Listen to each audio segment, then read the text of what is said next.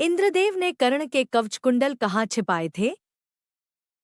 कहानी शुरू होती है उस समय से जब कर्ण ने अपने कवच और कुंडल इंद्रदेव को दान कर दिए थे।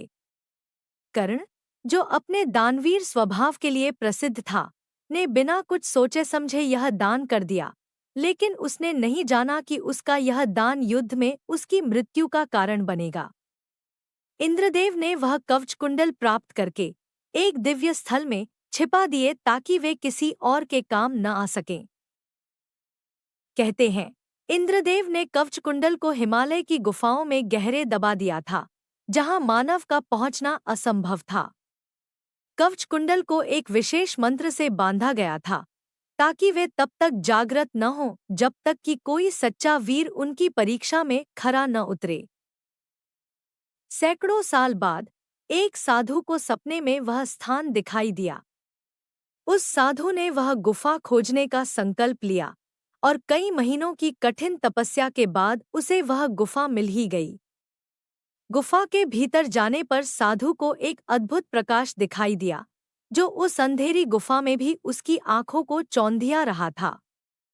जैसे जैसे साधु आगे बढ़ता गया, वह प्रकाश और तेज होता गया। अंततः साधु उस स्थान पर पहुंचा, जहां कवच और कुंडल दिव्य ऊर्जा से जगमगा रहे थे। उसने हाथ बढ़ाकर कवच कुंडल को उठाने की कोशिश की, लेकिन तभी एक गूंजती हुई आवाज आई, सिर्फ वही इस दिव्य कवच कुंडल को पा सकता है, जो पूर्णतः निस्वार्थ हो। क्या तुमने अपने जीवन में सच्चा त्याग किया है? साधु स्तब्ध था। उसने महसूस किया कि केवल उसे ही नहीं, बल्कि कर्ण जैसे एक वीर को ही इस दिव्य शक्ति का अधिकारी होना चाहिए। साधु ने सिर झुका लिया और उन कवच कुंडलों को वहीं छोड़ दिया।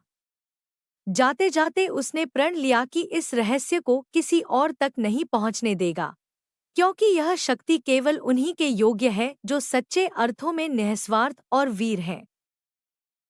ऐसे ही कवच कुंडल, जो कर्ण ने इंद्रदेव को दान किए थे, आज भी गुप्त स्थान पर हैं, केवल एक सच्चे वीर की प्रतीक्षा में।